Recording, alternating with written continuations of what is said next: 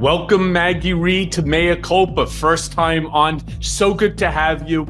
Appreciated. So much to talk about. So much for us to really delve into. So I'm just going to jump right into it. Sounds good. Thanks Let for me having ask me. you this. My pleasure. There's rare bipartisan agreement going on right now in Congress, especially among the public, on one specific thing: releasing the Epstein files. Why is it that there's still this institutional resistance to the full disclosure of the flight logs, the visitor lists, and the related records? Well, I think we know why there's resistance. Pam Bondi even told Donald Trump he was in the Epstein files in May. I mean, this is the fact that we already know that he is, in fact, in those files. We don't know exactly what that says in there, but that information is out there. Plus the fact that I believe women, and we've heard many, many different stories. I think we know why they are burying, burning, doing whatever with those files at this moment. Looks like Congress has already put it out there and they've subpoenaed the Epstein files, so they should be coming out. I don't know. Well, but I think we'll it's see what's somewhere redacted. by the middle, right? It's somewhere by, I think, the middle of August, it's either like the 13th or the 16th, something like that. Yeah, it's like 2 weeks from now. They're required to provide to Congress the unredacted file for their review.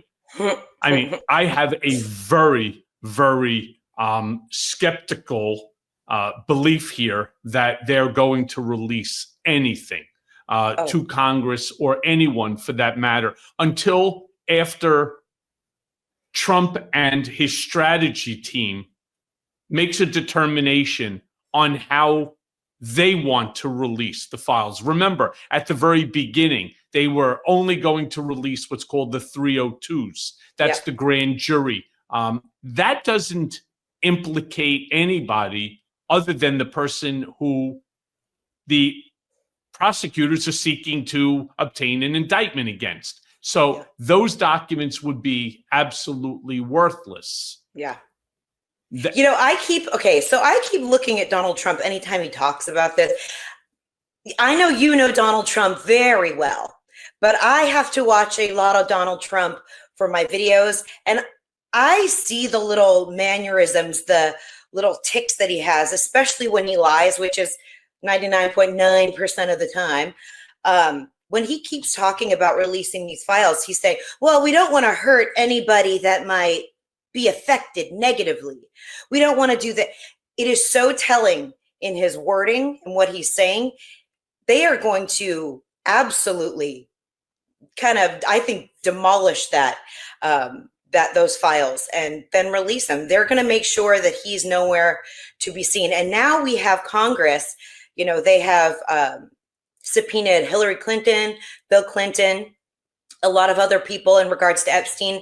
He is going to do everything he can to push focus onto somebody else. That I just know it.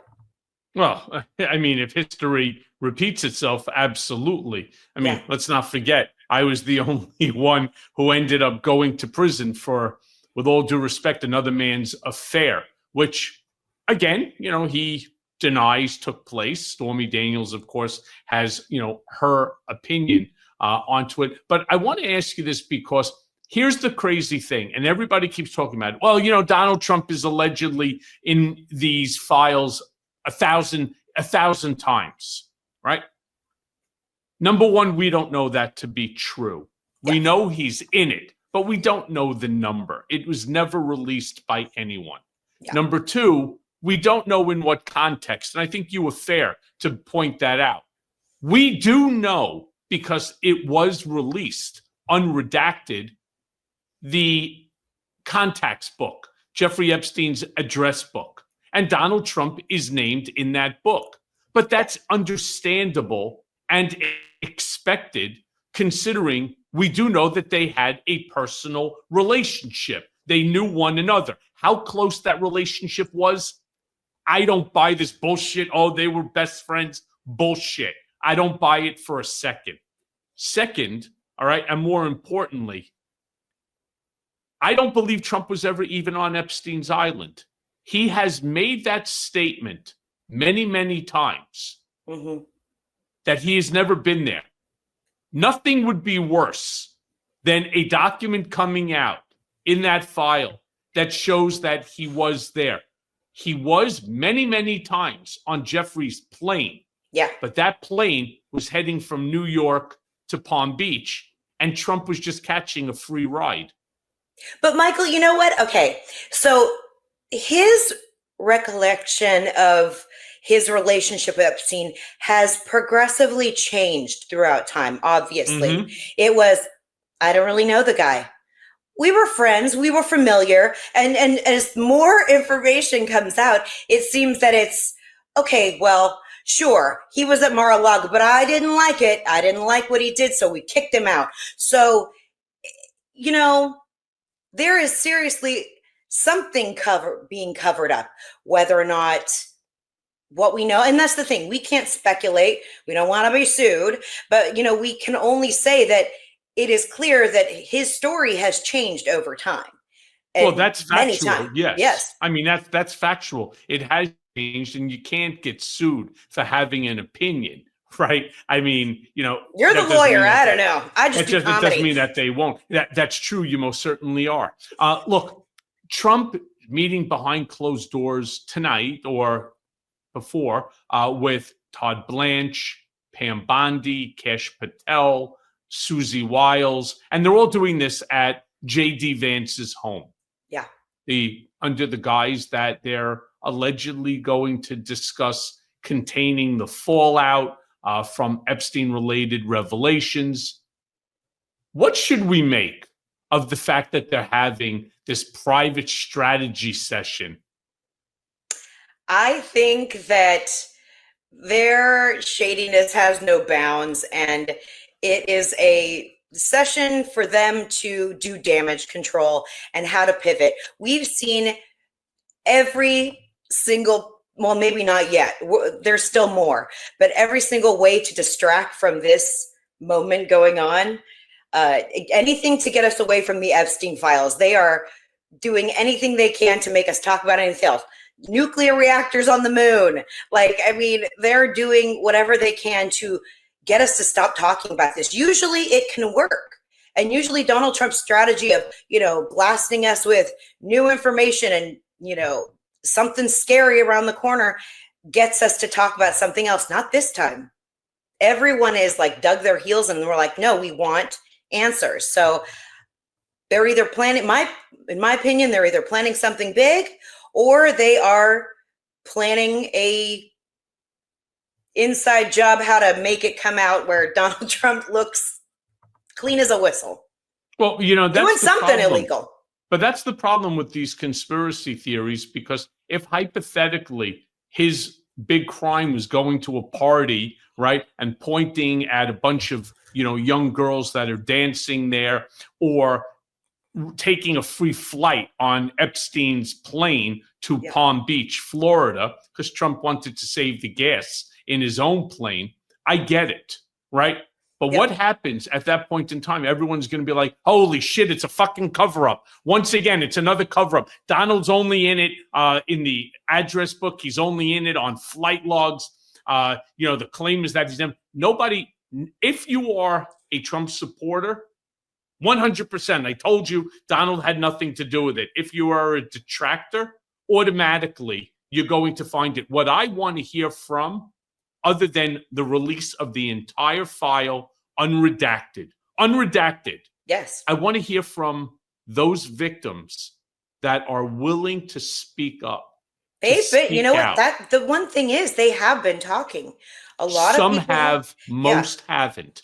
And those that have, my heart goes out to them because they've been denigrated, they've been disparaged, they've been denied their story, they've been attacked on credibility, and it's, I don't know what's the right way to describe it, adding salt to the wound. Sure. Yeah, having to rehash old wounds, and you know, it is unfair for these women who were girls at the time. No, they were children. Children, yeah, girls, that's what I mean. Having to go back and talk about their trauma in front of the world, especially when, I think an important part about these Epstein files is we're not just talking about, sure, everyone wants to know if Donald's implicated, but there are probably some very powerful people that they are covering up for as well. Okay, and so can I stop you there for 1 second? Yeah. Because, like you said, I know Donald probably better than almost anybody on this planet. And I agree with you wholeheartedly that there 100% are insanely powerful people that participated in Epstein's sex trafficking, the raping of these young children. Yeah. There's no doubt in my mind. But again, knowing Trump as well as I do, he didn't give two shits about them. All right. He's not doing this to protect anyone. I agree with you. And, I've done videos on this where, Donald Trump is a narcissist. And it doesn't seem like he would be protecting anybody but himself. That is kind of a true and tried kind of staple of a narcissist. They care about themselves and themselves only. But also, if somebody is maybe a donor, I don't know. There could be, he is beholden to a lot of people. Maggie, if they're a donor, it means they already gave the money. Once again, he doesn't give a shit about it. Do me a favor, because you are a comedian, right? Yeah. I mean, I've watched your videos. They're fucking hysterical, by the way. Thank you, sir. Give me a little take from the one that you're talking about regarding Jeffrey Epstein. What if I turn around and I said to you, Melania, have you ever been on Epstein's island? I don't know what you're talking about. Beren called me the other day and he said, "Mommy, how did you meet Daddy?" And I said, I met Daddy through Mr. Epstein, and I was maybe hooker, but me and Donald share lots of things in common, like money, being on planes together. It was a very uncomfortable time for me. Please don't bring it up again. Let me be very clear. Melania would not appreciate that comment at all. What was the one that you said that you had done a take on as it related to Epstein? Which one? I've done many takes on it. So many. Which is your favorite? Well, I mean, I mainly do a lot of edits, and I use Donald Trump's words and I do back and forth commentary on it. And because I love showing how uncomfortable he is when he gets kind of put on the spot, when he gets, when someone talks about the Epstein files.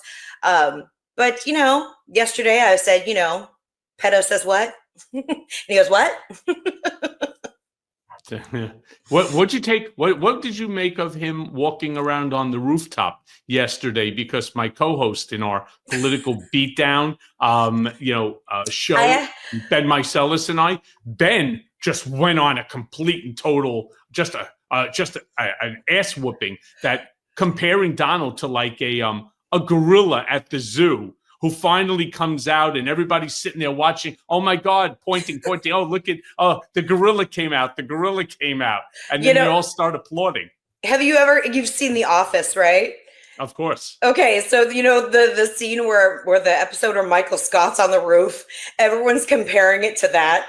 And he's like, "Oh, I don't have a will to live." I did a clip as Melania, actually, with the roof scene. And I had a little mini megaphone. I said, "Oh no, Donald, don't do it. It would break my heart." Oh, you're talking about jumping. Yes. And it was like, oh, he's just up there talking about renovations and being weird. He keeps doing things every day that make people question his mental capacity.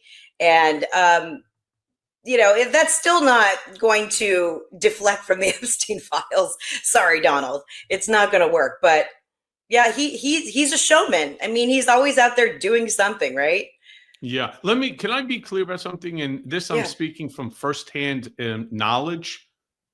He is not suffering from dementia. I know a lot of people, and I get into these arguments and like, oh, you're defending Donald. No, I'm not.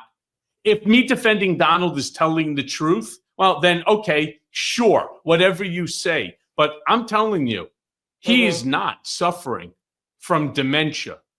You're not wrong when you say that he's a narcissist. Everything revolves, of course, around him, and he doesn't care about repercussions to anybody else. But he is not suffering from dementia. Is he suffering from some venal problem in his leg? Yeah.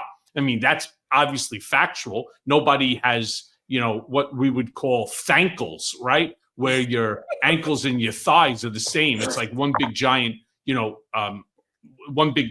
like piano leg. Yeah. I mean, right? I mean, it's sausage is right. So that's a fact. But when they start attacking his, mental acuity, when they start saying that he's suffering from dementia, no, he's not. And I don't think dementia. I don't think dementia. I do think that he does get lost in train of thought a lot of time, his weaves, but also it's more of he's got this kind of rehearsed thing that he says, and he wants these talking points to be kind of talked about at all time. When you hear his any speech of his, they're all the same. They're all very much, and we're like, and that's his superpower. Yeah. Well, I keep talking about his latest and greatest thing is talking about how America is the hottest country in the world. And it's like, stop trying to make hot happen, Donald. It's not. But he's been saying it over and over and over for like 2 months. He constantly repeats the fact that, America was a dead country. Yes. We weren't dead. We were thriving, right? Unemployment was low. You had the highest stock market of all time, during the Biden administration. Now, of course, it is surpassed under the Trump administration. Instead of turning around and making up things that are so easily disproven, how about just work off of your own credits instead of trying to denigrate the ones before? But as stupid, I couldn't believe it. This is a topic that nobody's talking about, and I'm blown away that nobody's even mentioning it. Under this administration, it appears that they have or are in discussion with NASA, all right, who is ordered to deorbit, to blow up a weather satellite, allegedly due to national security concerns. Again, thanks to the Supreme Court, whatever Trump wants to do, as long as he couches it as national security concern, he can do it. They want to blow up a fucking weather satellite. And this satellite in particular, I'm pretty sure it gathers information on carbon emissions. So it is clear. I mean, listen, everything's a fucking cover up. Sorry. Everything's a cover up at this point. Epstein files, satellite. They don't want anyone to know how bad our greenhouse emissions are going to get. And if there's a problem, just get rid of it, right? That's the thing. First and foremost, I don't even know how much that satellite costs. Since, of course, sure now all we care about is money these days, not about whether you have food on your table, whether you could afford pharmaceuticals, whether you could afford your rent, whether you're going to have a job. No. It's all about the money. Well, then why would you destroy a weather satellite? That's the same satellite that gave us the information that was used or should have been used in the Texas flood. Why would you get rid of it? So now you could turn around and say, we didn't know about it, so therefore we couldn't have prevented it? Is that how we now stop weather? I mean, we stopped a tornado with a Sharpie, and now we're going to avoid, right, any floods or any catastrophes by blowing up a weather satellite. Michael, I mean, listen, Donald Trump doesn't like numbers. He fires people, if he doesn't like satellites, he blows them out of the sky. It's clear that this man is going to do everything and anything just to make you see his point of view. Damn science, and nothing matters. The only thing that matters is what he says. That's what he wants. And I don't know why more people are not screaming about this. Even Republicans, I don't know why they're not so angry that he doesn't like poll numbers. Yesterday he said that he's got 70% favorability. Oh my gosh. That's why they have to go and gerrymander, Texas, why they have to gerrymander Illinois, why they have to, they're trying to, you don't do that when you're winning. You don't rewrite numbers when you're winning. You don't blow up satellites when you're winning.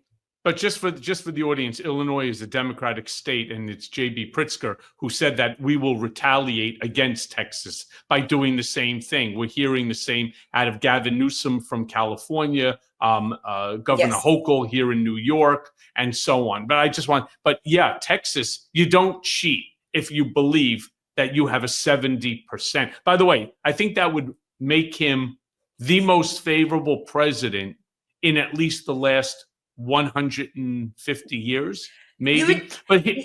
Why can't he just lie with believable numbers? That's what you know what I mean? Like, if you want people to really believe what you say, at least make it believable. I mean, 70%, come on. Yeah, I mean, I don't know why he says sometimes the things that he did, but even like the official explanation behind this blowing up of the satellite takedown, has been vague. I mean, they asked the question. Yeah, it's not. We'll get back to you on that one. It's a discussion. We're not sure who's speaking to who, what, when, where, and why. You think that we, as the American people, should be concerned that public science institutions are now being pulled into these opaque national security decisions? Absolutely. I feel like we're back at the place where we need to remind people that science is real. Science is a wonderful part of our lives. It makes our lives better. And when people are deregulating and, denying science, it makes us less safe. And right now, under this administration, we are all less safe from the food we have, less safe from the environmental factors in our lives. He's making everything less safe for the American people because it's all about the bottom line. It's all about the bottom line for corporations and for America. He just money, more than anything else. And our health and what matters to us doesn't matter to him.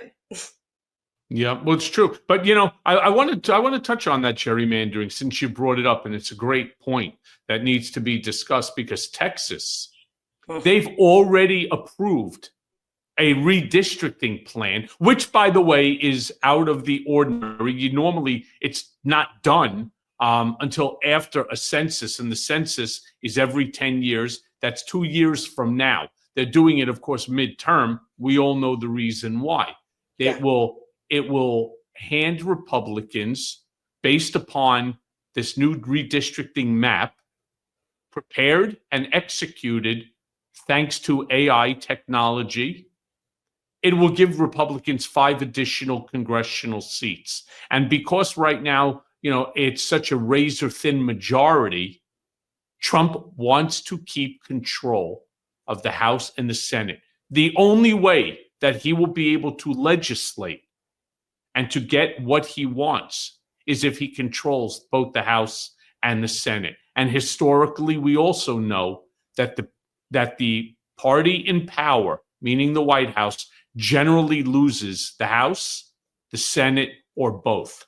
Yeah. So my question to you is kind of like, given the backlash from Democrats in states like what we're talking about, Illinois, California, New York, are we heading into some sort of stupid retaliatory gerrymandering war?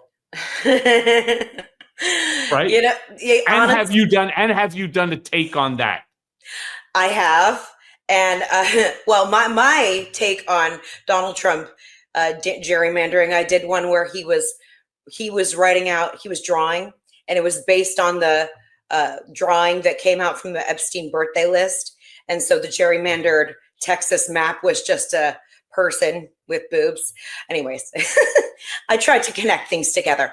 I feel like the only thing we can do as Democrats right now is fight fire with fire, which is what Gavin Newsom says. But it feels like it does feel stupid. And it feels like, is this what we've become, where we're going to have to just redraw, and it's like, oh, well, you did that. Well, we're going to do this. We're going to do that.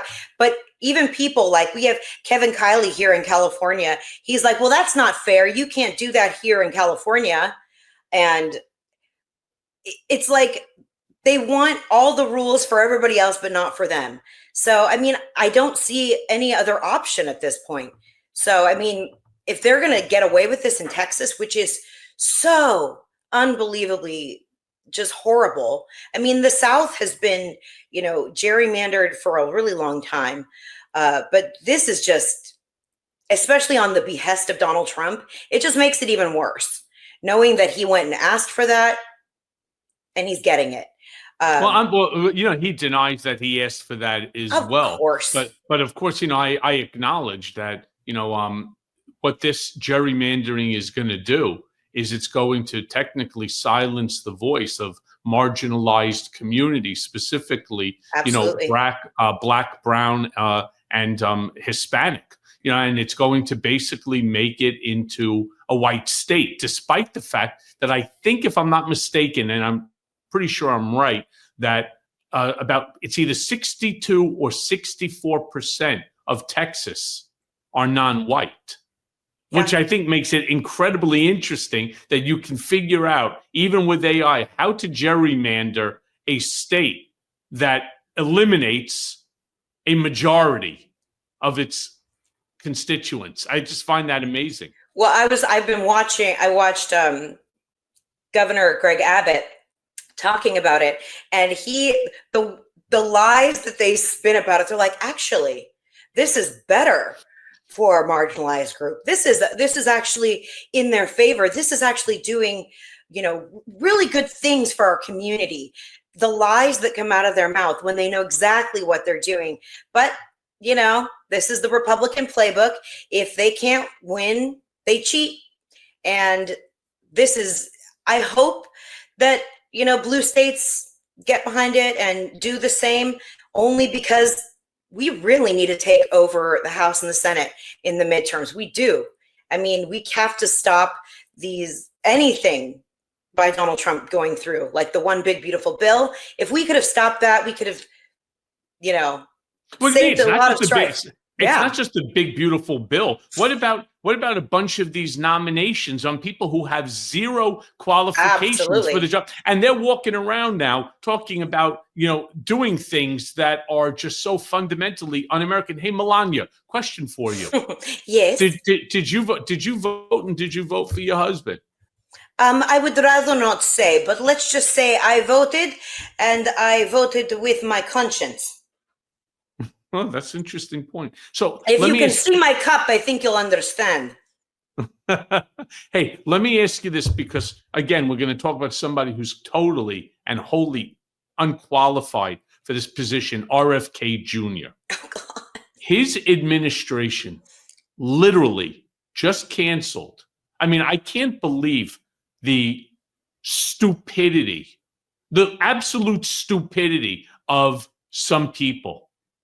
This administration, under RFK Jr.'s Health and Human Services, canceled over $500 million in mRNA vaccine production contracts. And I want people to understand, mRNA is not a new theory. It's not a new technique.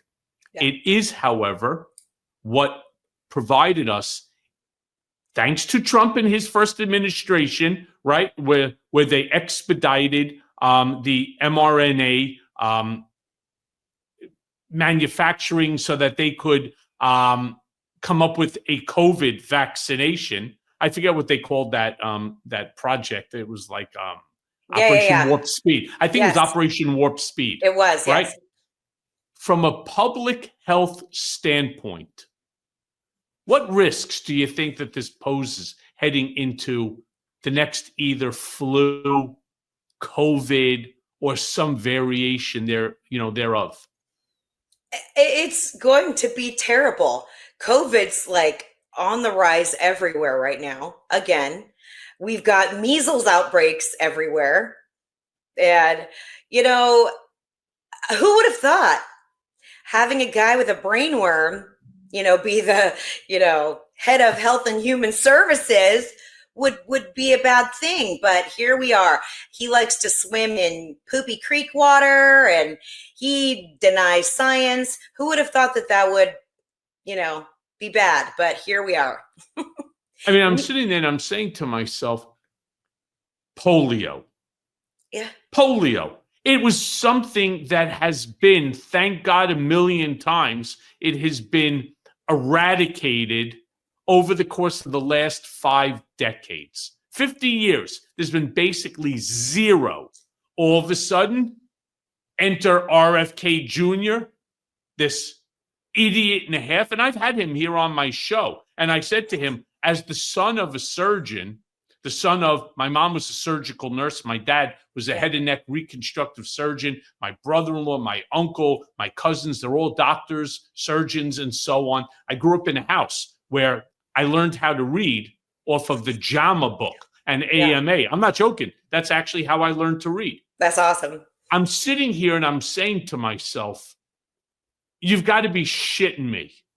I mean, you cannot put somebody in charge of Health and Human Services who believes that it's a wise move to tell people that they should not get the polio vaccination, measles, mumps, rubella, right? That they're of this stupid, unfounded notion that by giving these vaccinations to the young children, that it's causing an increase in autism. You ever tried launching a podcast with zero experience? Well, let me tell you, it's like being tossed into a cage match with a grizzly bear, blindfolded, wearing clown shoes. I mean, when I started Mea Culpa, I thought to myself, come on, how hard can this be? Well, script writing, logos, production schedules, ad deals, and don't even get me started on the tech setup. I mean, I felt like I was decoding the damn Matrix. If only I had Shopify when I launched this beast. Shopify is the platform behind millions of businesses across the globe, responsible for a whopping 10%, you hear me? 10% of all e-commerce in the United States. And my friends, that's not hype. That's a fact. From big names like Mattel and Gymshark to folks just getting their hustle off the ground, Shopify's got their back. I mean, you want a gorgeous online store? Shopify's got hundreds of sleek, ready-to-go templates that make you look like a design god.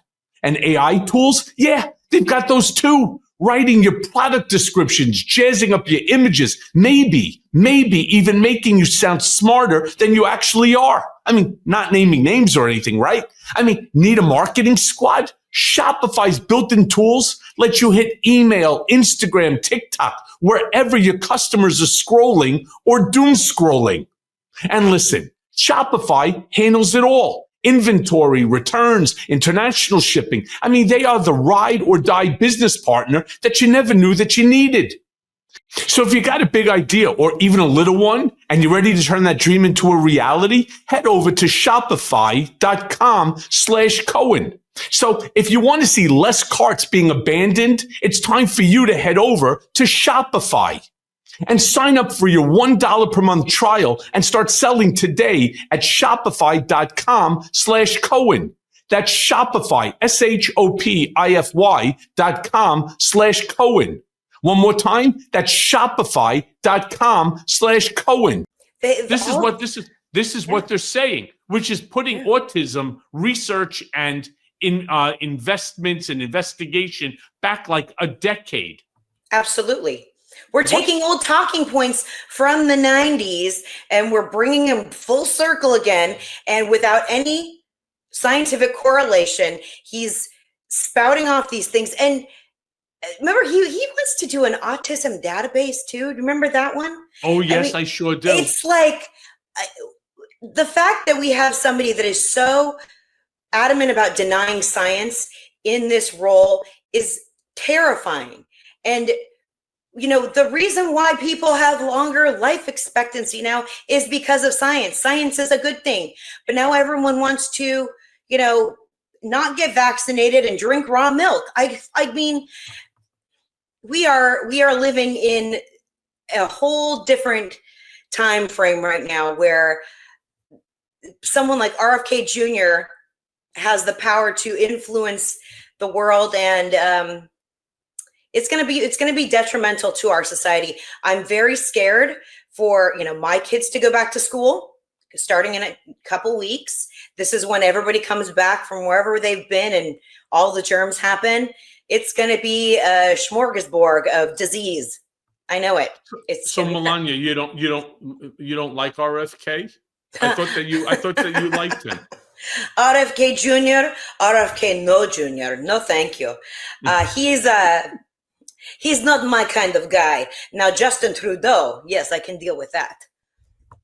So let me ask you this. Do you think that Kennedy's policy is being driven by budget consideration? Or do you think that this is some sort of a reflection of his just long-standing ideological hostility towards, vaccines, science, and these, and institutional norms? You know what? I don't know, because I grapple with this. I'm like, okay, wouldn't they want to make the pharmaceutical companies more money? And then on the other hand, I'm like, what the hell is he talking about? Like, he really is kind of an enigma to me, because I don't really know what his motivation is. Why would you want people sicker? And also, you guys are kind of working with the pharmaceutical companies. It would be in their best interest to vaccinate people. I don't really understand where he's coming from. And people have died from measles. This was a almost eradicated disease. And now we have people doing measles parties. We have children getting sick again. It's like, and not to mention the fact that there are people that just can't get vaccinated because they're immunocompromised. So it's like, we have to protect the people around us, but I don't know what his actual thinking process is. I'm not sure. Maybe it's the brain worm driving the train here. I don't know.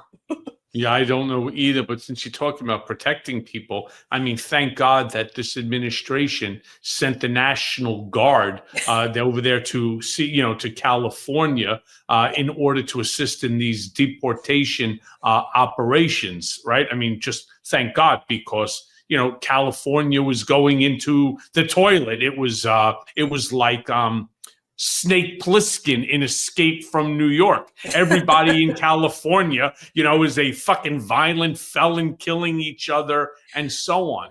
Let me ask you this. There were alien spaceships. Bernie Sanders was at the wheel. There was so much danger here in California. Thank God for Donald Trump protecting us, really. Yeah. Tell me, what do you think of the implications here of using military reserve forces, using Marines to carry out immigration enforcement? It's all propaganda. It's all meant to and they're doing it so they can show those little sound bites on Fox News, OAN, Newsmax, and make it seem like there's actually something going on here. And California is not having it. Like, unequivocally, we are not having it. It's all for show. It's all for his power. And, he picked California because long has Donald Trump said California was the worst and Gavin Newsom's the worst. And we're not raking our forests enough. So then why are you wasting your time with me here on Mea Culpa? Go get your rake and get out there and do your job. He keeps talking about letting the water out too.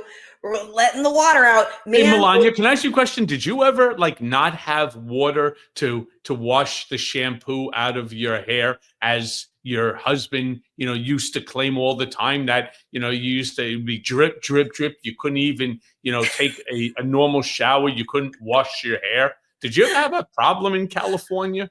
Because No, I go to California all the time. I've never had that problem. no, we don't have that problem in California, but I do take long baths because this one time I held Donald's hand and I'm constantly scrubbing, so the smell comes off, and I still can't get it off my hands. Mm. Donald Trump is obsessed with thinking he knows what is best for California. He talks about the water that didn't go to the Palisade fires, which had nothing to do with rerouting water. And when they did come down and release certain water, he wasted the water here. Like they opened up a channel in the south, and it's not what he was talking about, Pacific Northwest, and he wasted water and just flooded certain areas that literally that water was being reserved for like the summertime. He is a disaster, and he doesn't know what he's talking about. You know what? So let me say this to you, right? Because I totally agree. First of all, he makes it sound as if though all I need to do is turn on the spigot. That's all I needed to do. Turn on the spigot. A really big wheel. And I just turned on the spigot and the water was flowing. California now had water. All of a sudden there was water. So much water, you've never seen so much in your whole life. And I'm saying to myself, that's not the way it works. There isn't a spigot like what you have in your backyard to turn on the water for the state of California. Second of all, you're right. It was in an area that was completely out of the range of the fires. The people who I am most angry at, yes, it is a ridiculous, irrational, inaccurate statement by the President of the United States to this country. But what about the people who are supposed to be there to guide him on the right path? I used to do this, and I used to do it all the time. And I got to be honest with you, he actually respected it. People would say to me, I'd go on MSNBC, CNN, on all these talk shows, and they would say, yeah, but he doesn't listen to anybody. Yes, he does. He'll make it his own, but he will listen to you. If you turn around and you tell him that by turning on, first of all, number one, sir, it's not a spigot, all right? What you have to do is you have to open up a major dam, right? That will re-flood areas and so, but that it will not affect at all. There is no wells that are dry in California where you can't get from a fire hose. You're not going to be getting water for pressure and so on. When you have a fire like that, it does need to replenish itself.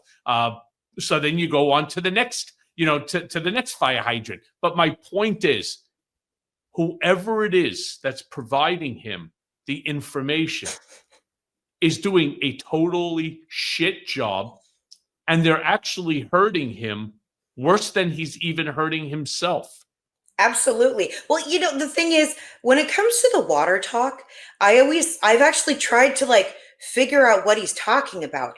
Is he, because sometimes he mentions things that are like, well, water coming from up near Canada. Then he talks about maybe the Delta area, and he's talking about the smelt. The thing is, he doesn't even know what he's talking about. And so is he informing himself? I mean, he talks about the smelt fish a whole bunch. So, is he informing himself? Is somebody there informing him? I don't know. But wherever he's getting his information, it's completely wrong. And I wish he would just stay out of California, because, especially what ICE is doing here, and, having the military, the National Guard come in, it is so just gross. And in California, we love the people in our communities, and we respect the people in our communities. And to see families being torn apart like this is just awful. And they're not going after criminals. They're not going after, the worst of the worst. They're going after moms, dads. Even in my area, there was an ICE that was camped outside of a speech therapy clinic. just like waiting for people to come out, which is but so that makes sense. awful. But that makes sense, right? Right? I mean, Yeah. we don't want the people who are speech impaired, do we? I mean, they don't really contribute to America. It's so, and the fact that we're not even deporting these people at this point. We're putting them in concentration camps at this point. And the fact that this isn't alarming to Republicans and they're buying alligator Alcatraz merch, I feel like we're in the upside down. It's like, what fresh hell are we in today? Because it's just awful. Yeah, I mean, it's causing all sorts of ripple effect problems throughout the country. Talk about, Trump's tariffs.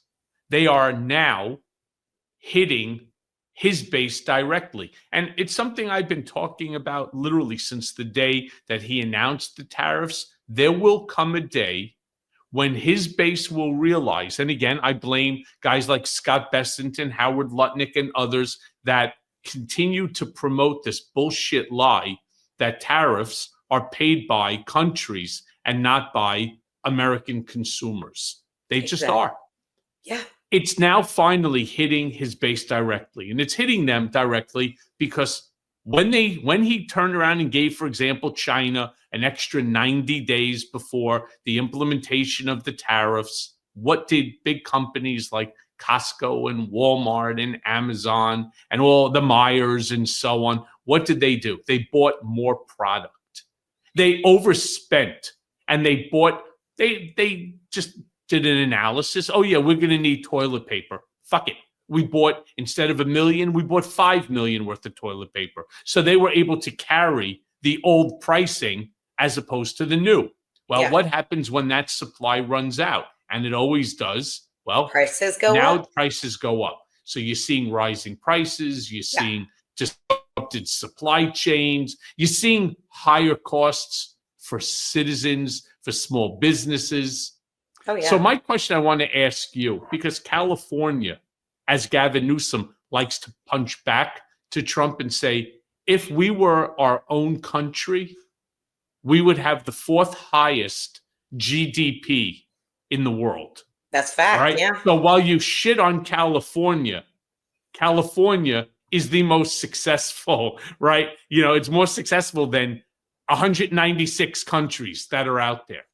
How long do you think that Trump's supporters are going to stick with this narrative, this lie that this tariff bullshit is a win for America? Oh, you know what? It boggles my mind. It really boggles my mind that people can literally hear Donald Trump bragging about how much money the tariffs are bringing in, and he's bragging about taking their money. And it's like, they're like, yeah, this is amazing. It's your money. You're paying higher prices. You're paying the tariffs. That's how it works. I don't know. I don't know if they're ever going to get it. I feel like the goalpost has moved so far off the field. It's maybe that's on the moon too with the new nuclear reactor. The goalpost is already on the moon. It's been moved so many times. I don't know if they'll ever get it, because no matter, you can tell these people, you're paying the tariffs. This money is your money. And it's still not going to process. They're like, no. It's the countries, the corporation. No. They're passing the price to you. No matter how many times you say it, they're not going to get it. So hopefully maybe one day they will. In best case scenario, regardless of the gerrymandering that any of these states do, it would be great if a bunch of Republicans were like, you know what? Maybe I shouldn't vote for Donald Trump again. Maybe I should vote for some Democrats, and maybe they can see the forest through the trees here, but I think that's wishful thinking. I don't know. Yeah. So let me ask you this as we're beginning to wrap down our hour. As somebody who speaks to audiences through comedy, commentary, and live performance, how do you balance holding power to account without overwhelming people into apathy? You know, that's my favorite part of using humor and politics. I'm sitting here with the creator of Von Schützenpants here. I mean, this is, comedy is comedy. That one, I'm so sorry. I don't mean to interrupt you there. And a lot of my listeners will be like, why don't you let the poor lady speak? That was not intentional. That was just something that organically happened. I was talking to, again, my co-host, Ben Meiselas, and we were there. And I was so angry at him, with all the stuff. And then there was all this nonsense going on about he was wearing a diaper and that people were saying he smells and so on. Again, I don't buy it, but nevertheless, I'm just sitting there and I was like, fucking Von Schützenpants. And all of a sudden, the entire comment section, and we have our show, Political Beatdown, it's #1 in the world on YouTube when we're on. We should bring you on one of these days. That would be unusual, Tuesdays and Thursdays. But all of a sudden they come to, holy shit, Von Schützenpants. I'm like, Donald Von Schützenpants. And a meme was born. See, Michael, you see the beauty in comedy. And, take me back to the Von Schützenpants days, please. When life was a little bit more simpler. But I get comments on the regular about how comedy helps people get through this time, cope. Because if we are constantly living in our fight or flight mode, we are going to burn out.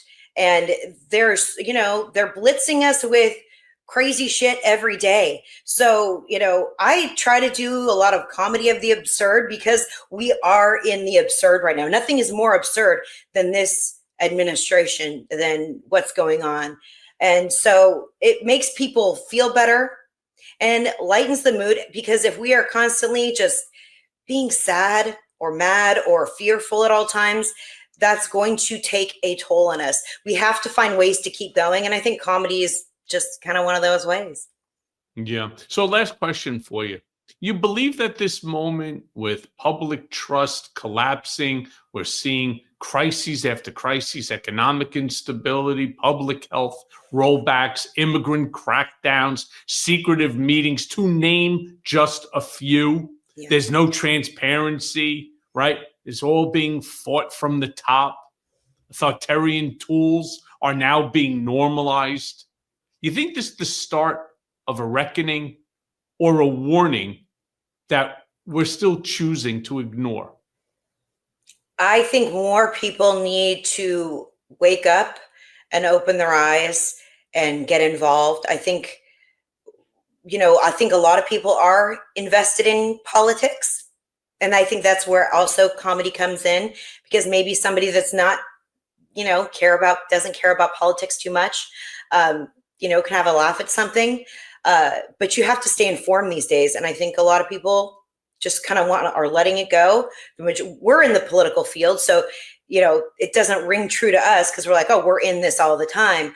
But a lot of people just ignore and aren't even caring about what's going on right now. I think that's the scariest part. And so trying to get more people involved and more people to see what's going on, I think, is the way to go, because we need everyone, all hands on deck when it comes to at least the midterms too, to try to at least take back some power from this administration. Yeah. I kind of do that. I try to do that. I have my Substack. Do you do Substack as well? No, not yet. I'm thinking about it. It's a marvelous tool, and I think you would be probably very well suited, on it, because my goal is to stop all the misinformation, the disinformation, the malinformation that comes out. Hey, let me just give you the final word, Melania. Is something that you want to say to my listeners? We're over 500 million downloads since we started. All right. Oh, wow. That's a lot. Yeah. It's a big audience. So, Melania, what would you like to say to my audience as a final thought? As a final thought, I would just like to say that, I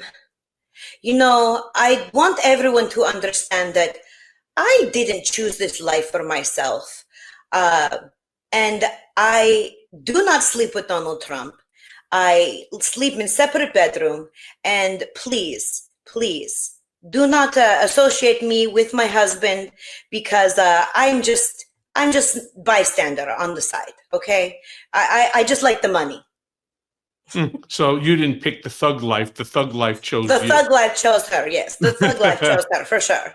Well, Maggie, thank you so much for joining me on Mea Culpa. Appreciate it.